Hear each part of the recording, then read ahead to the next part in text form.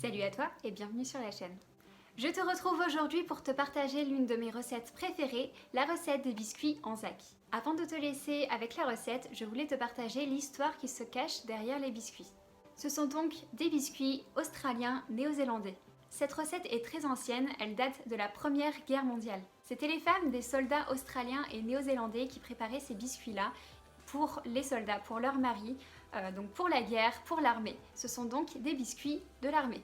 Ce sont des biscuits très riches, donc c'est ce qu'ils avaient besoin d'avoir et leur particularité en plus, c'est qu'ils se conservent très longtemps. Ces biscuits étaient pour les soldats, notamment qui se trouvaient en Europe. On leur envoyait donc les biscuits en Europe, ils résistaient au voyage et se conservaient longtemps. Il y a un jour spécial en Australie et en Nouvelle-Zélande, c'est le Anzac Day. Il me semble que c'est le 25 avril. C'est le jour en mémoire à cette période-là justement, et c'est un jour où on prépare des biscuits Anzac, comme nous on prépare des crêpes à la Chandeleur. Sans plus tarder, je te laisse avec la recette. N'hésite pas à me dire en commentaire si tu l'as réalisée et ce que tu en as pensé. Bonne recette et bonne dégustation. Salut! Pour cette recette, nous aurons besoin de 100 g de flocons d'avoine, 100 g de farine, 85 g de noix de coco séchées râpées, 120 g de beurre, 70 g de sucre, pour ma part j'utilise du sucre roux, 2 grosses cuillères à soupe de miel ou de sirop d'érable. Et pour finir, une cuillère à café de bicarbonate de soude alimentaire ou de levure chimique.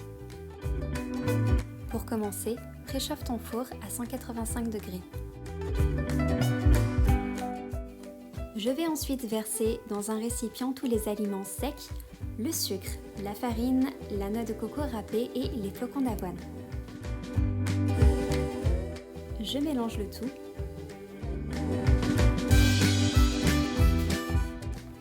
Je vais faire fondre le beurre au micro-ondes, quelques secondes suffisent, il faut juste veiller à ce qu'il ne devienne pas marron.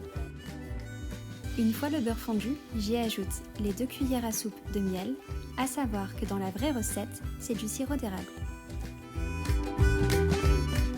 À part, je vais ensuite venir diluer le bicarbonate de soude dans un tout petit fond d'eau. Je l'ajoute au beurre après l'avoir dilué. Et je mélange le tout.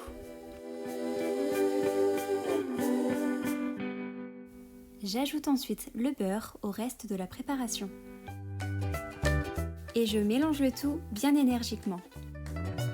Normalement, on se retrouve vite avec une pâte compacte et friable. Tu peux voir que là, ça crée plein de petits morceaux. C'est normal. Une fois que tout est bon, je peux donner forme à mes biscuits. Je vais malaxer la pâte avec mes mains, créer de petites boulettes et les écraser légèrement avant de les poser sur la plaque.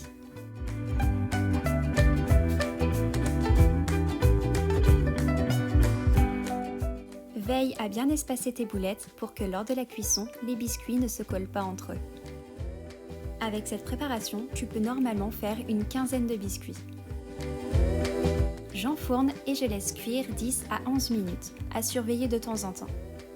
Comme tout dépend des différents fours, n'hésite pas à retirer tes biscuits du four si tu vois qu'ils sont déjà bien dorés. Et voilà à peu près à quoi ils doivent ressembler. Sans y toucher, laisse-les ensuite refroidir quelques minutes. Placés dans une boîte hermétique, les biscuits Anzac peuvent au moins se garder une semaine. Enfin, je te mets au défi de réussir à les garder jusque-là.